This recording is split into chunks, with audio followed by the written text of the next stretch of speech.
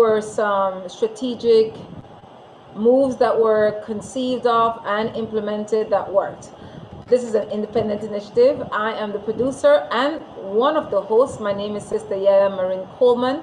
Our other host, our brother, Dean Flowers, who happens to be the president of the Public Service Union. Good night, Dean. Good night, Sista YaYa, and good night, viewers and listeners. Pleasure to be back, Sista YaYa. 8th of July. Looking forward to being joined by Brother Hubert Enriquez. I'm looking forward to hearing his experiences and seeing how he could provide guidance and information, of course, to young unionists like myself. So I'm hoping that he will join us shortly. I hope so too. Every other week we would have a guest. Tonight's guest is a senior unionist. He's been a unionist for decades and still very much involved in unionism. I had asked him specifically if he could share with us tonight, and he's here. Good night, Brother Hubert. I had asked if he could share specifically on Belizean Union's alliances with regional and international labor organizations and how Belizean workers benefited from these solidarities. Good night, Brother Enriquez. Yes, ma'am. Good night. How Good to go? How do you feel today? Bring your camera down and leave it so we could see less of your ceiling and more of you. There you go. Right there, sir. Right there. All right. Yes, they're good. How are you doing today? No, I'm good. I'm looking forward to this little program tonight. You know, I always like to share some of the experiences that I had. So I think it's to me something quite exciting and quite pleasing to look forward to. Good. We see up your camera good. Light good. We see you good for the camera tonight. Put on light there tonight because I say, this thing. Yes, you do good. Okay, so tell us, how long have you been active in unionism in Belize? I've been active ever since say 1981, thereabout. About 40 years. That thereabout, yeah.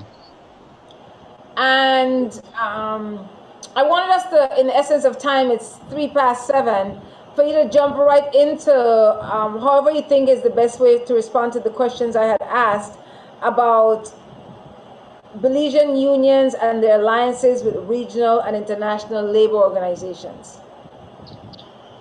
Well, I think that the first question that we need to ask is looking at the whole matter of unionism, and I'll come to that. But I think it'll be the question of how is it that we can make it stronger? Because in my mind, what we have is a problem in terms of the total amount of unionized workers. And if you look at it in terms of the total workforce, we only have about less than 10% of the persons who are in the workforce joining unions. It's a very, very low number of persons who are in unions. And so, indeed, the question has to be, how is it that we can actually unionize workers so that workers can have a better say in this whole matter? Workers really, labor is not a commodity. But unless labor itself recognizes that, unless the unions or the persons come together to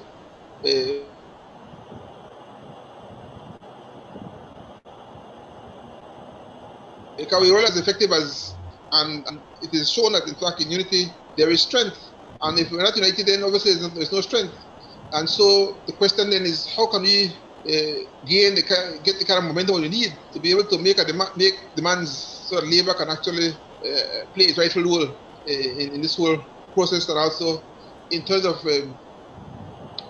this tripartite arrangement that we have, because as you might know, there is a tripartite arrangement where it's labor, government, and business who come together to be able to organize development, and it takes the combination of the three forces to be able to do it in such a way that that we have a sustainable development. We don't want that, in fact, the business people exploit the workers. No, we don't want the government to exploit the workers. So we want to see a situation where the three tripartite bodies work together to bring about the kind of development which we want to see. And so in this whole process, it seems to me that labor has been somewhat lagging behind. Has the numbers always been that low when it comes to the labor force and those laborers being unionized? For the 40 years you've been involved in union, have you seen it this low? 10% of the working population are unionized members in Belize? Well, the problem we have really, yes, it's been traditionally low.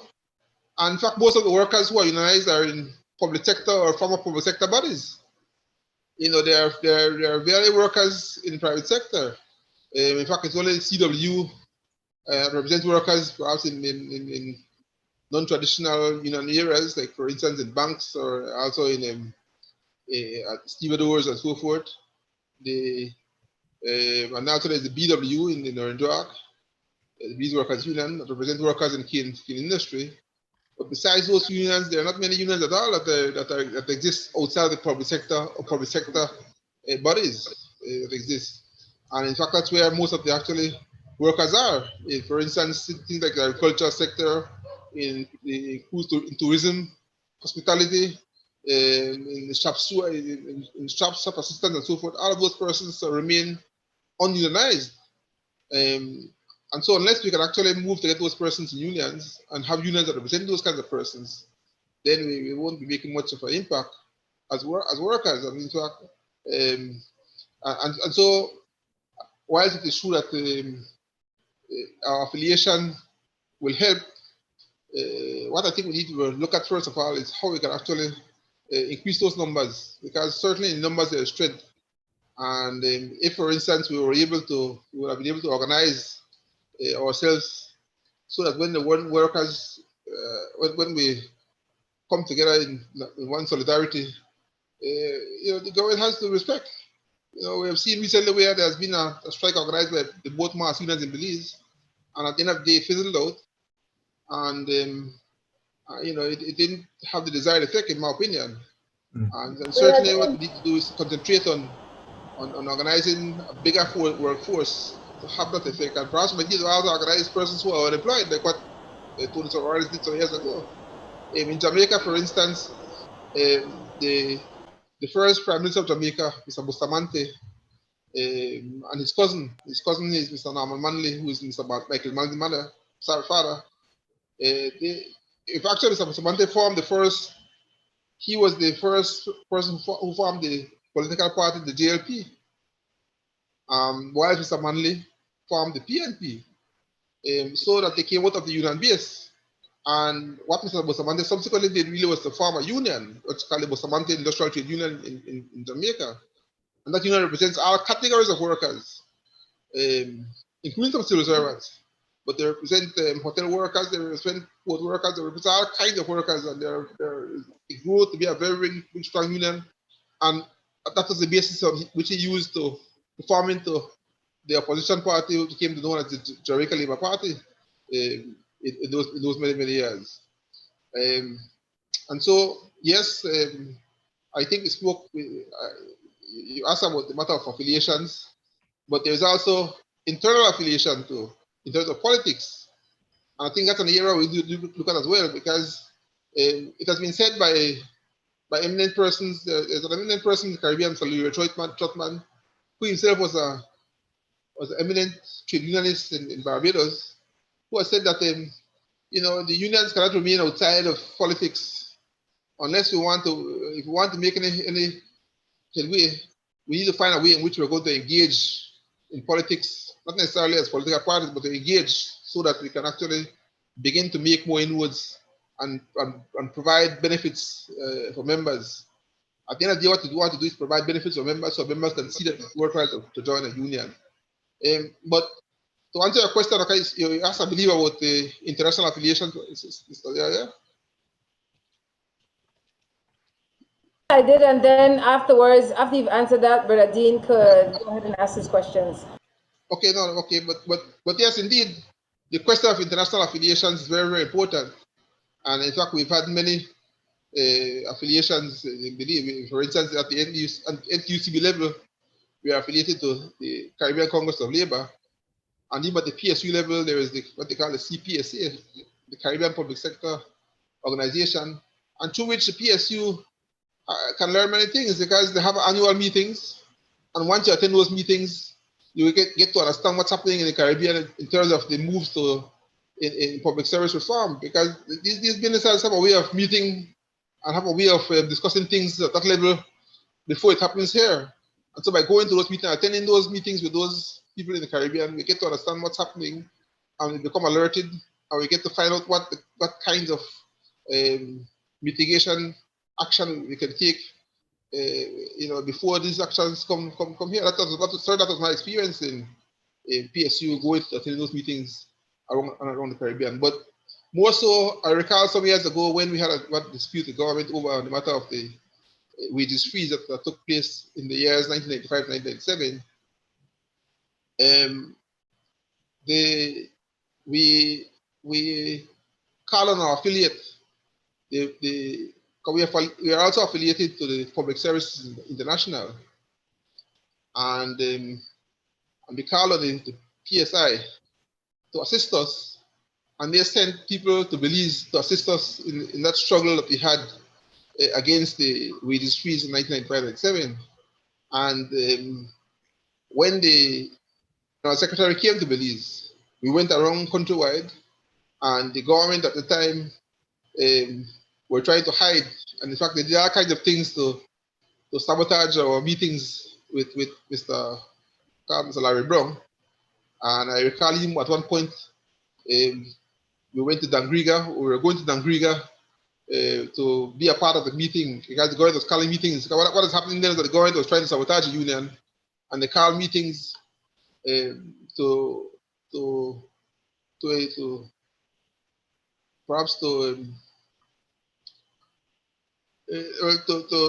encourage public officers to accept the government's offer, which was what we call union busting. And when they heard that Mr. Brown was coming to Dangriga to be a part of the meeting was abruptly cancelled. And so it was very effective that we had those persons to come. And Mr. Brown actually met with the Prime Minister as well. They met with people in government, and they had meetings. They had meetings with our permanent secretaries as well. And I think the meeting it was quite well received, and it was helpful, and it was broadcast all over the world that the PSI came to Belize, and even in the Caribbean, it was actually acknowledged as a very good thing, and actually assisted us using our affiliations to help in resolving our issues. We also invoked the use of the ILO, because we wrote to the ILO to say to them that, listen, this thing is out of order. The government is taking advantage of workers. They're trying to take away our salaries, try to retrench workers and so forth. And they wrote on our behalf as well. So we can use those mechanisms to strengthen our affiliations, also to insist that, in fact, government treat us the way they have to treat us internationally. And it helps because the workers see that, in fact, you're not by yourself. Now, one of the things that discourage workers is that when they see that you're by yourself, they tend to be a bit intimidated. And so by having that kind of resource to fall back on, it helps because it gives an image that, in fact, you're not by yourself, but you're strong and people are actually supporting you. And so that the more persons who have supporting you, the more we can actually be more effective in our quest for betterment for workers. And so that's what I always come back to, developing the union. For us, looking at the question of having assist. Well, as I said, years ago, when I just got involved with union, at that point in time, the previous union leaders, they were not. The government was in transition. The PUP was moving out, and the UDP was moving in, and it was 1994. And when the UDP moved in, they had already started accommodation with the PSU, and several of the persons who were involved with the PSU at the senior level were given positions like permanent secretaries, for instance, and as well, the PSU was asked to name persons to become permanent secretary. We were also the PSU the lady who worked at the PSU office, the executive secretary, became the chairman of the Public Services Commission. You know, at that time, for instance, the situation was such that only the workers in Belapan worked for 5 days a week. The other districts worked 6 days a week or half day Saturday. And that was immediately changed because the union insisted that, in fact, well, listen, you know, we want everybody to work 5 days. And so now this is the case now that everybody work, instead of some working 6 or some working 5, everybody started to work 5 days a week.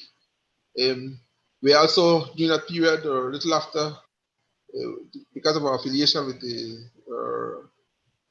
we got the housing scheme for workers. That was along the road. That was after that, but working along with the political party, we were able to get things done.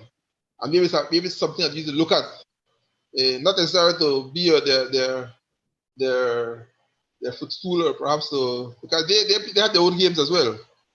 But it needs to be such that workers get out of it, and it happens all over the world. It happens in the United States, where for instance, the Democrats are supported by labor unions, as well as the United Kingdom, where the Labour Party is supported by labor unions, and so it is that kind of affiliation we need to look at in such a way that it ought to benefit the workers and not the other way around. Because as it is, politicians will want to take advantage of the arrangement so that they get more benefit than yourself, and so one has to be careful how you handle it.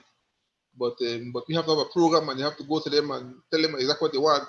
Yeah, like for instance, I recall again that even the whole matter of secondment to the unions, that was done under the UDP administration, based on requests made by the PSU. That's where it started. The PSU had made a request that, in fact, we want people to start being seconded to the unions on a paid basis, and that's how it happened. And in fact, many unions have no benefit from it now.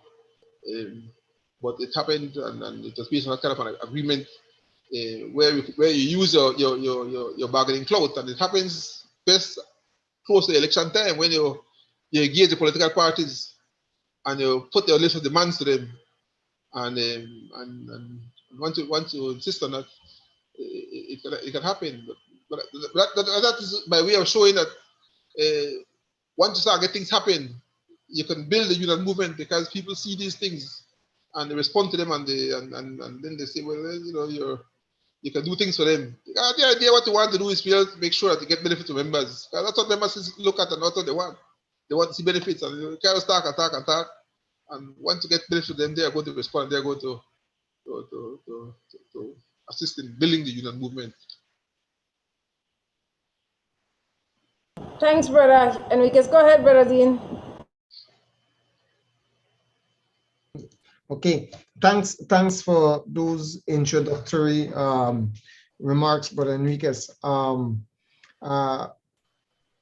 You made some very interesting points there, and that is that somewhere along the line,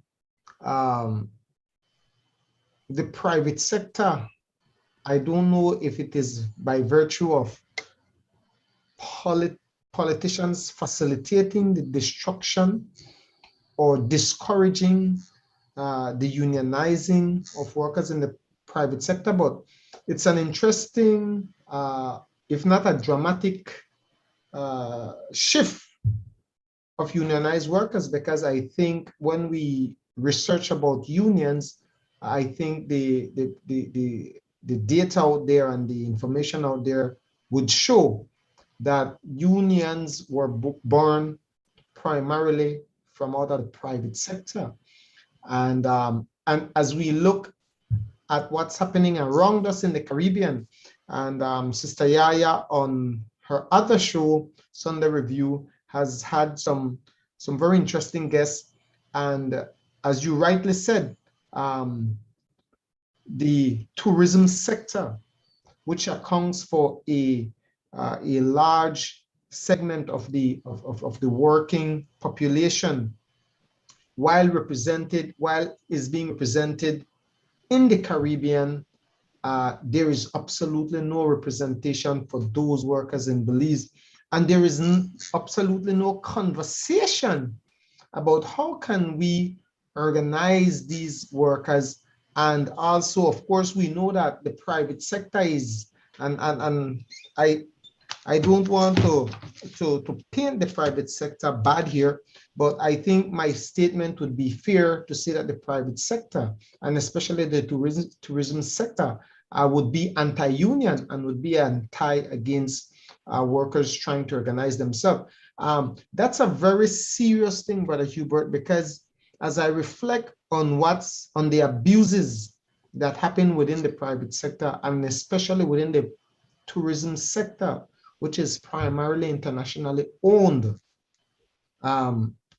you can only, I mean, you have to feel the pain, and you have to hope that, wow, what can be done to assist those individuals to organize themselves so that they can get the kind of representation that they deserve, so that they can enjoy the kind of benefits that they also deserve as a result of the hard work that they put in to ensure that these expatriates make the kind of money that they continue to make on the backs of the workers. But really and truly, the workers get, as they would say, the shitty end of the stick.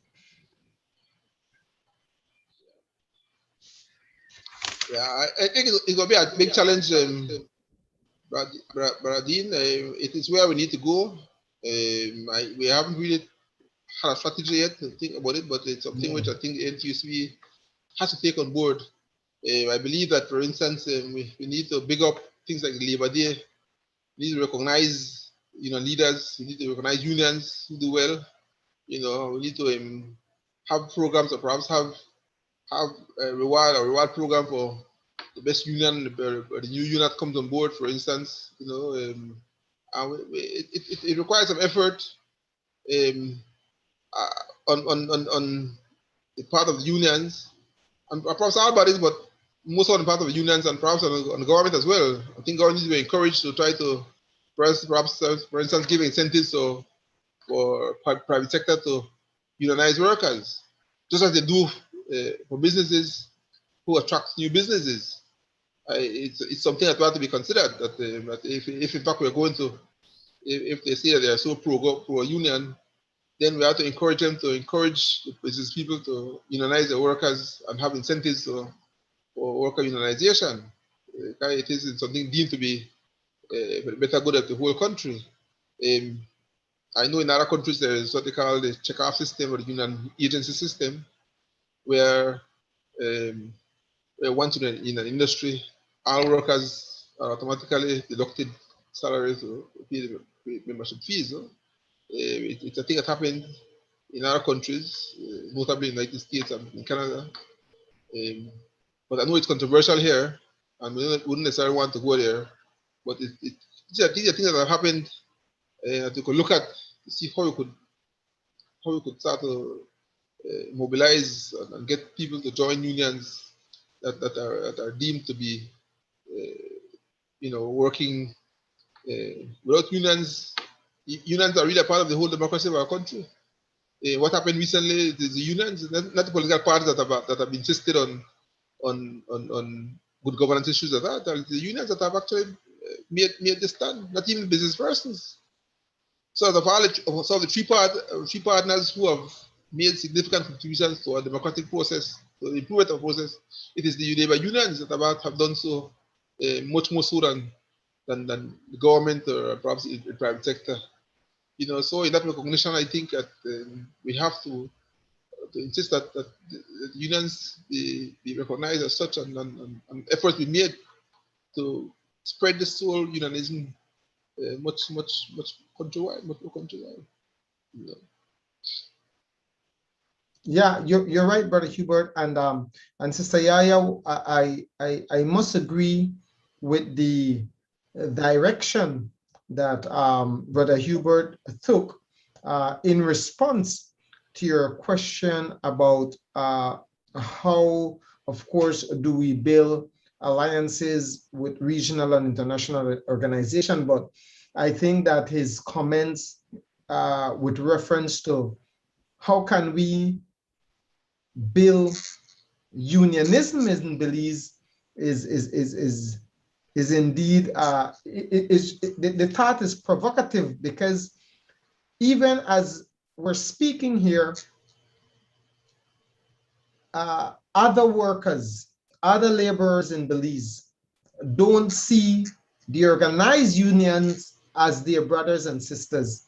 As a matter of fact, they see us as their enemies recently because of the political propaganda that was put out there by the government, because in essence, the government message was the unions are selfish because we want to help other workers, when in fact we're all workers, and by virtue of the unions being organized, whatever happens to us, the organized unions, trickles down to improvement of benefits and improvement of laws that will benefit those very laborers who see us sadly as enemies. Because, like I said, somewhere along the line in our history, there was the breakdown in which sadly this is where we are today, whereby people don't understand and still do not appreciate the importance of union and the importance of organizing and uniting.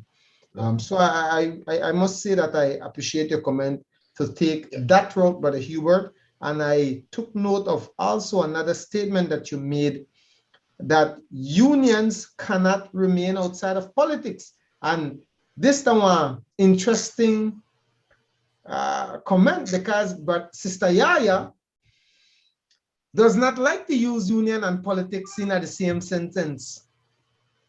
And my mind is reflecting on, I believe it was Brother Mazaya, Sista YaYa, who had a very interesting conversation with you about openly supporting, I believe, the opposition party in Antigua and Barbuda, and that being part and parcel of their existence and everyday life, without compromising the work of the union and the representation of their workers.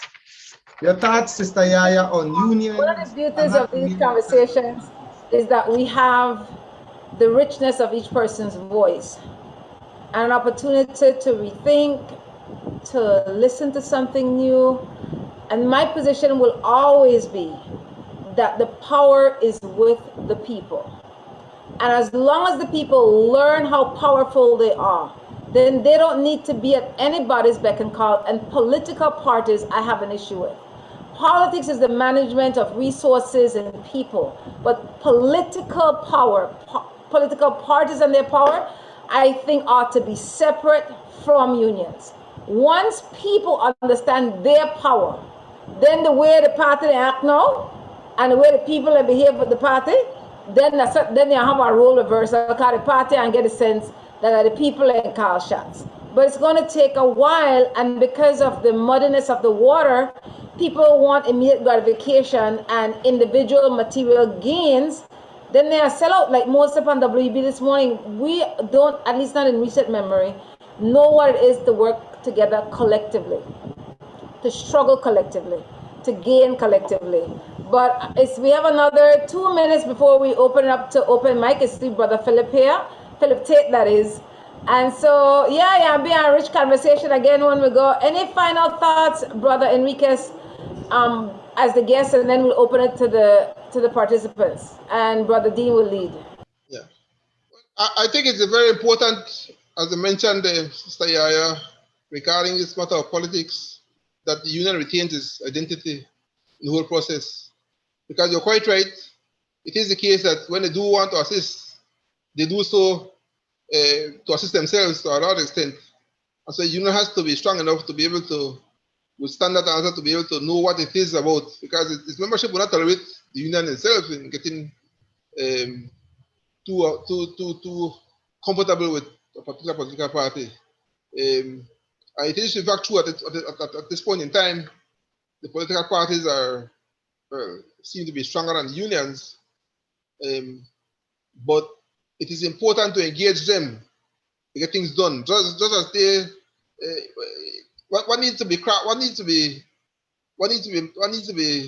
astute in getting things to its members, because members want to see things happen. You know, like for instance, I still go back to the time when we were able to build houses for public council. I believe that Mr. Tate got one of those houses too, if I remember right. You know, we were able to build houses for members of the union. That was a big issue. You know, but we did it because we were able to work along. Well, of course, there is, and I want to mention quickly that there is still a law in the government which is called the Government Housing Loans Board, and it's the only law that I've seen that actually spells out Public Service Union. It calls Public Service Union as a member of the board. It calls out the union as a member of that board, and it is through that board we were able to use to get loans. Without having to pay. In fact, the union got money from the program because the duties that were levied, that was not, but out of the mortgage that was charged, a portion of it came back to the union for union development purposes. You know, so there are facilities that we can actually use, but it does indeed require strong leadership, because one could be compromised indeed. In fact, one could use the political parties for their own political purposes. And in fact, it's happened. And I want to mention too that even though I mentioned earlier where there were the case where people became, well, they were hired into political positions after the transition of government, to a certain extent, they may have weakened the union too, because it created a little vacuum of leadership in the union, and those people were seen to be aligned with the political party. And so it created some vacuum to a great extent, because when they leave and go into the union, they go into management position of the government, you know, it's difficult for them to maneuver themselves to show that in fact they're more with the union than with the government. And so it does have its negative side, and perhaps to a great extent we have not necessarily benefited from it to a great extent. And in fact, when generally speaking, when leaders leave to go into management positions, it's not viewed with great like, or it's viewed with dislike in the union movement, because it's seen as a sellout, you know, and so, you know, we got certain things going, yes, but you're quite right. We have to be careful how we handle it, because at the end of the day, what you want is for membership, union to grow, not the political party to grow as a result of your effort. So you're quite right on that, Russ. I agree with you on that matter. Thanks, Brother Enriquez. Go ahead, Brother Dean, with the open mic section. Okay, again, interesting. Political parties now more powerful than than workers, when in fact the workers, as was in the past, used to dictate, and the political parties, I am also informed by Brother Ray Davis, used to look forward to the opportunity to be able to engage with the unions and before an election, so that they can garner support, of course. How do we fix this, Brother Hubert, Brother Philip? How do we fix this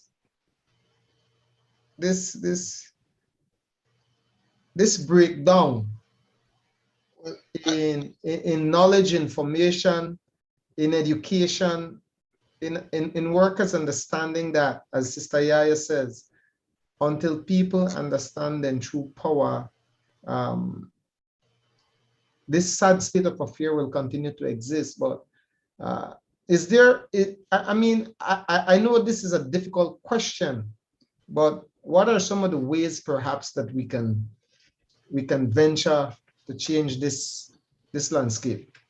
I think certainly, Brother Dean, that we have to insist on education. Years ago, Sister Pitts, Brother Davis were instrumental in setting up what was known then as, what they call it, the TUIB, which is Trade Union Institute of Belize, which is an institute providing training for union persons, and they got grants and so forth from abroad, and they had seminars and conducted trainings all over the country for persons who are in the union.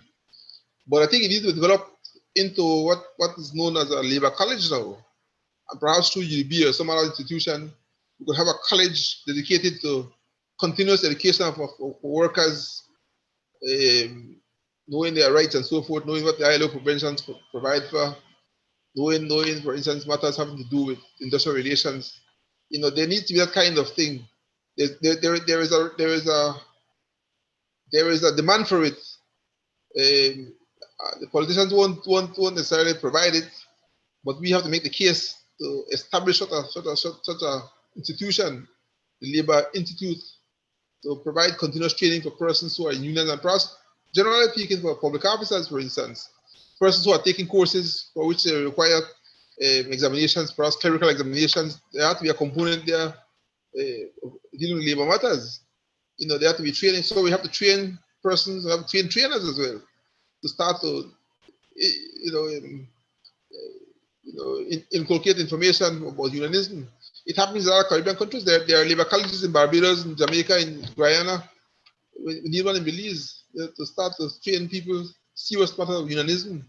You could become a senior shop steward. You could become a trained negotiator, a trained industrial relation officer to the union, and it could actually be a career as well. You know, so those are things that we need to start to work on. It was there before. For some reason, we seem to have just gone behind because it was set up already, and it has gone astray. But it has to come back.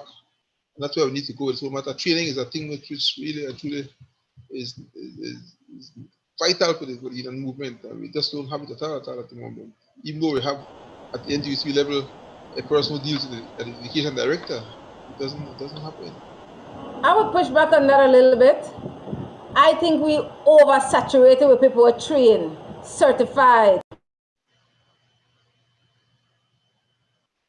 You might. I find that to be a part of the problem, because within the system that we have of miseducation, it's not that there's anything wrong in of itself, but when you have it without the critical component of consciousness, of understanding my sole purpose for getting this training is to better the lives of people in the community. Right now it's about me, and where I could get and how I could position myself. And so there's no, I train and there's immediate application of what I've learned from a perspective of other people, that I do this to serve others. And so because we're in a capitalist system, people get paper because then they try to get material gains and money.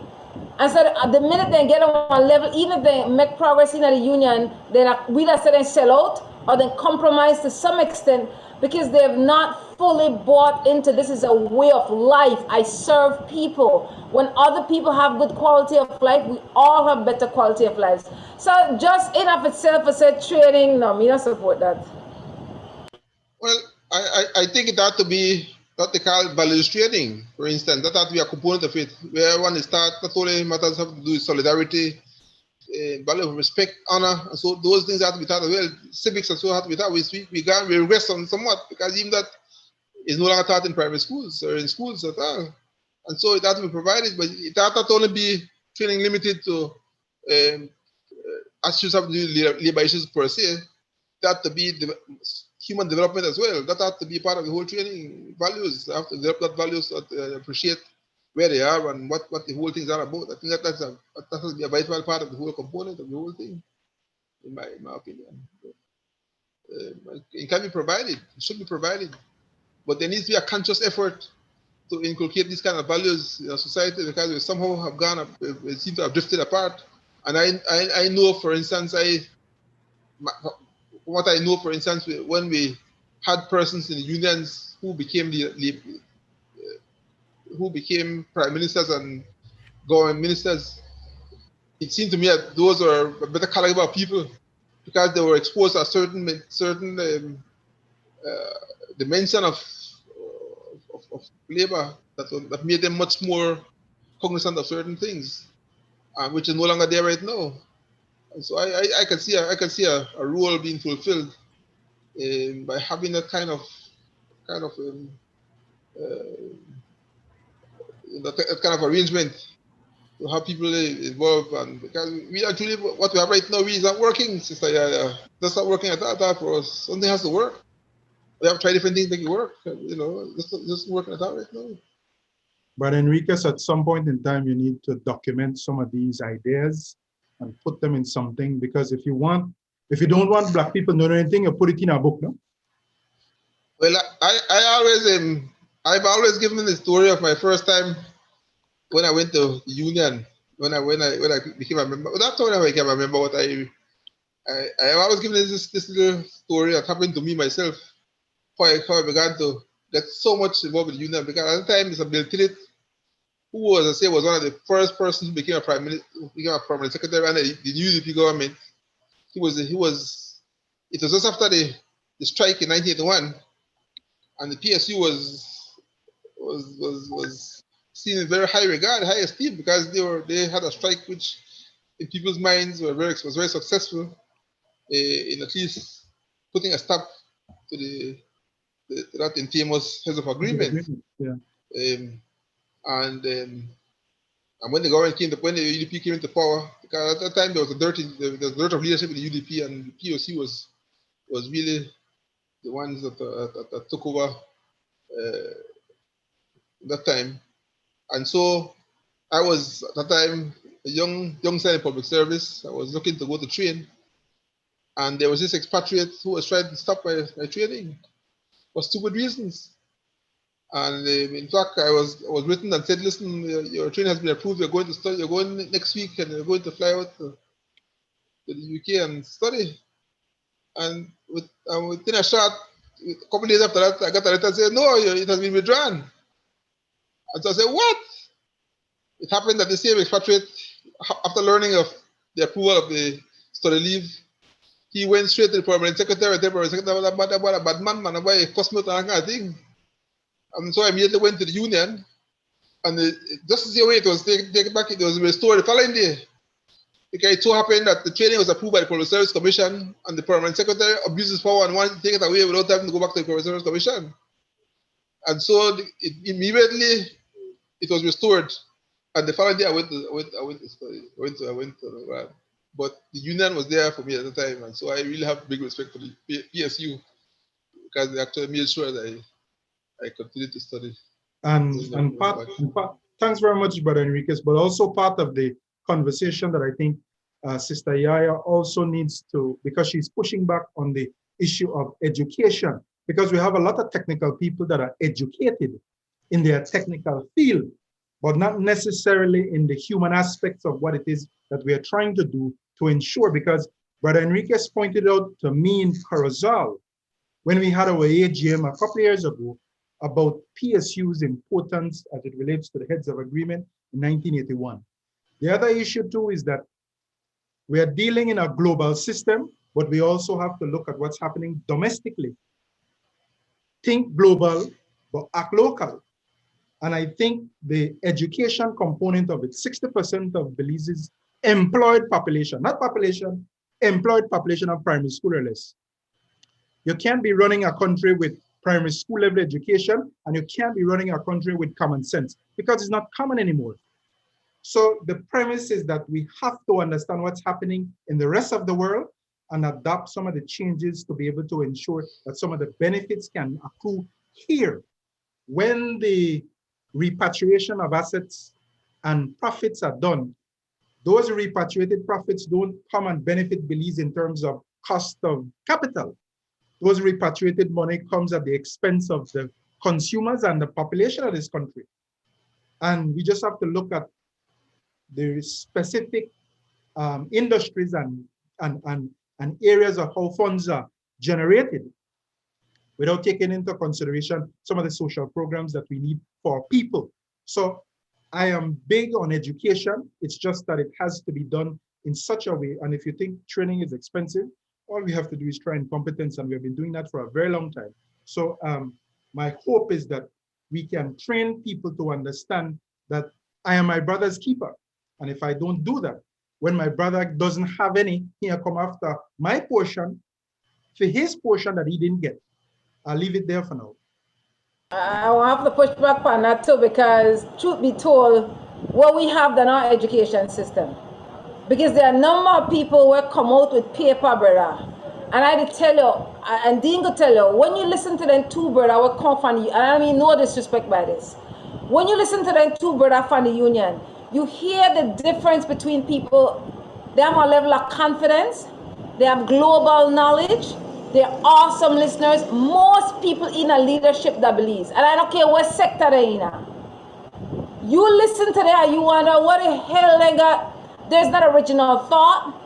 There's not confidence.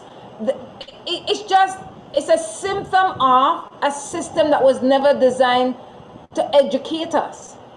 It wasn't, and so it's not working. And now, what I find amazing is when you look at people like Sister Elfrida Reyes, who have minimum formal education, but when it comes to leadership, when it comes to reading, when it comes to reasoning, there's a category of Belizeans by themselves, and that's, we're talking about 40s, 30s, in those years. So, but I feel that everybody's position is valuable for us to listen to, and for us to be willing to say, you know, indeed, this isn't working. And to go to the root of it to find out why it isn't working, to see if we can come up with collective answers. But Adine.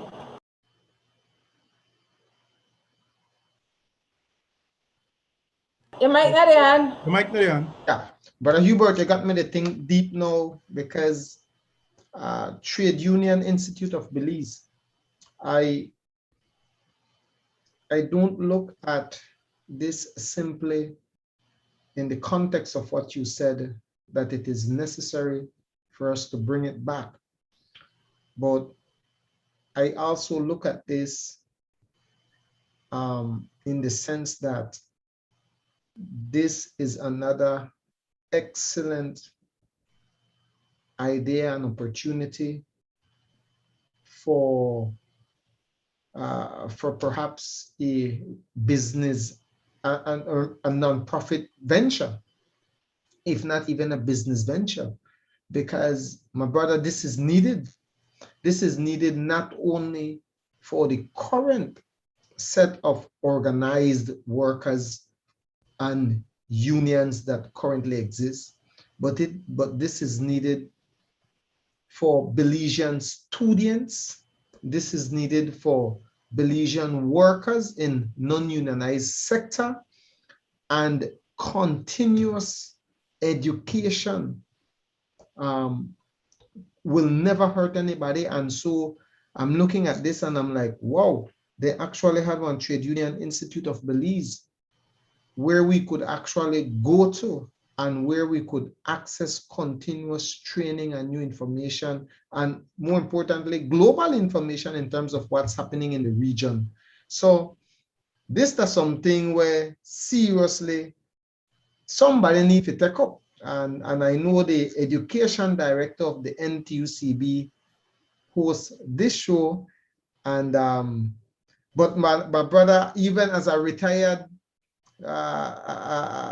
public officer and worker, Brother Enriquez, to me this is I mean, we got institute like BIM, they try teach or teaching leadership, not trying, but teaching leadership courses and so on. But where you mention the different training institution within the Caribbean, we have a brother right now, you didn't mention the Cipriani College of Labor in Trinidad, Brother Edmond Zuniga Jr. is there, courtesy of a PSU scholarship, which is sponsored by the government of Belize as part of our industrial relation. His term, I believe, finishes sometime this year. He should return to Belize. It's a 3-year scholarship, but it shows whereby perhaps even if we're not able to create a trade union institute of education from scratch, perhaps we need to start having a conversation with those entities within the Caribbean to perhaps at least start one small arm here. And with technology, we could do this thing virtual. We could do this thing virtual. So so again, ideas, but we need to move from, of course, that ideas stage to how do we really and truly effect and bring to life these ideas. Brother Zuniga, coincident, man. Look at this, yeah. I just look on the screen and the brother Lagi. Coincidences in life. There are no coincidences in life. I mean, Brother Zuniga, good night. My brother, I don't know Bible leader, but If I mean, I'm Bolita buy a boy, I mean, I rush out there right now to try buy your edge because I just call your name. I don't know if you had logged in before I call your name, but I just call your name because we're talking about what was the Trade Union Institute of Belize, and I was speaking in terms of if we're unable to reestablish that for continuous training and education of unionists and workers on a whole, then perhaps we need to start talking with our counterparts in the Caribbean to perhaps start having perhaps a little arm of the Cipriani College or other labor training institute or colleges of the Caribbean in Belize. And of course, with technology, we could do this thing virtually so that people could have access to good information and good training. Your comments, Brother Zuniga? Good night. Are you hearing me? Good night. Yes, we are. Okay. For those people who tune into this wonderful show, let me introduce myself. Normally, I don't like to refer to myself as Junior. No, there is Edmund Abraham Zuniga, and then there's Edmund Carl Zuniga, who are two distinct and different personalities, if I might say so. I must say, you're Carl or Abraham? Sorry? Which one are you, Abraham? I am Carl. So that is what I go by. So I've been listening intently to this show for quite a while. And so tonight I decided to log in because you've been speaking now, I think, directly right up the era that I am involved with. In terms of continuing to introduce myself, I am presently a student at Cipriani College of Labor and Cooperative Studies. My major is in labor studies with a high proponent of industrial relations, which is a very, even here in Trinidad and Tobago, if I'm not mistaken, we average a graduating class of approximately 11 students per year in the bachelor's degree program, and about 30 in the associate's degree program. So I said that to say that unionism, union leadership, labor is not necessarily a very popular thing, even in areas where it is in existence. I like the commentary and the suggestion of starting an institute, because note that when it comes to labor and understanding industrial relations, it's not just about understanding unions, but understanding there's a social concept behind it in terms of understanding economics and understanding sociology, putting the whole package together, understanding politics, putting the whole package together to understand or to get a grasp of what the landscape looks like in terms of our environment and how we could create ideas to influence what is occurring right now. But I like the concept. I do agree that there is a lot that we need to learn in terms of the ILO and concepts that the ILO are putting forward, so that we understand where we stand, not only locally and regionally, but we understand from a global perspective what labor is supposed to look like in a progressive environment as we have in Belize. I will say that I think that my studies have been very, very timely, because I keep following everything that happens in Belize, from with regards to the stevedores, what is happening with the Public Service Union, the Teachers Union, these new amendments to the 11th Amendment, and so on and so forth, which we could talk about at another juncture. But I'm happy for a forum like this. I wish that we could find a way to have more people participate. As I said, I'm in a country where there is labor seems to have, labor has lost its luster. People are very scared of moving into this field, because you then find yourself competing in a world, or being dragged around either by the capitalists or by those struggling workers, especially in this day and age, with us facing what we refer to as the fourth industrial revolution. And so it's important that we have occasions like this, that we have these discussions, and we can see where we can move forward. I am hopeful that the next time there's this meeting, that I will be given an invitation, and maybe people can ask questions, and we can talk a little bit more, and we can figure out what or where we go in terms of Belize. One thing I know, I am the flag bearer for Belize here at Cipriani. Is always open, very much always open to offering online courses, short courses to us across the Caribbean, but specifically to Belize. When I came here, it was a very exciting time for them. It's one of the first times they heard about us in Belize. And so they had a number of questions that they asked. In fact, they still continue to ask questions.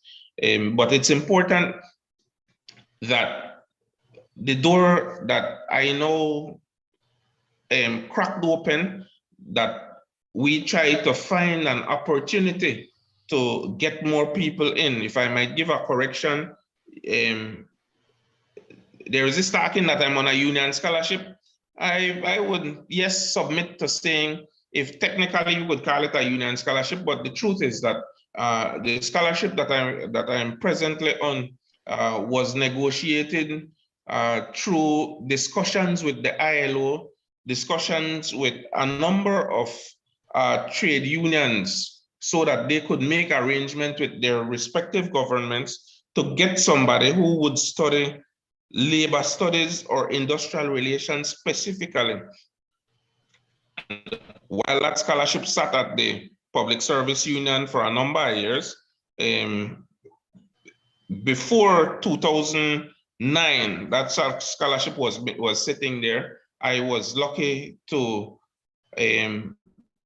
access it through the government of Belize, and now I'm on my final leg, trying to finish up, anticipating and doing what I need to do to try to revive, reinvigorate, and try to get the union in a position where lack of knowledge and education, if I might say so, that I can bring some revival to it. Know that I cannot. I always tell people I cannot do this on my own. So it's going to be, and to put a heads up right now to the Public Service Union and to all unions, it's about time that we start to create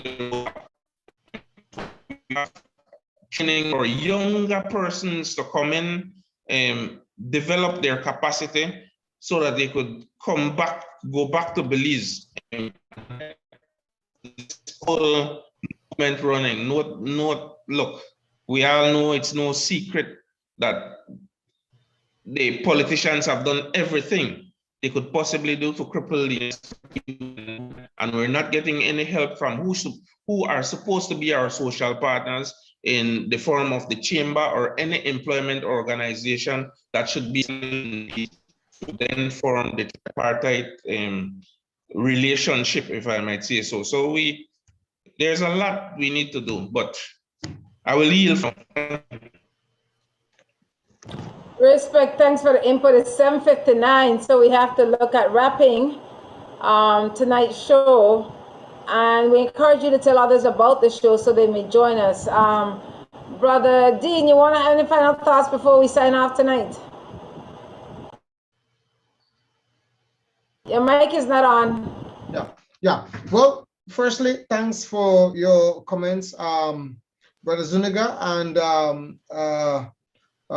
definitely hopefully we can have you back on in the future, or we can perhaps have a conversation in terms of with you and your experience at Cipriani, and how perhaps what can be done in Belize as a result of the exposure that you've received there, and how as an ambassador now you can assist with the formulation of a institute or a arm, or a training arm at least, of that organization. Also, thanks to Brother Hubert, of course, for reminding us how far back we are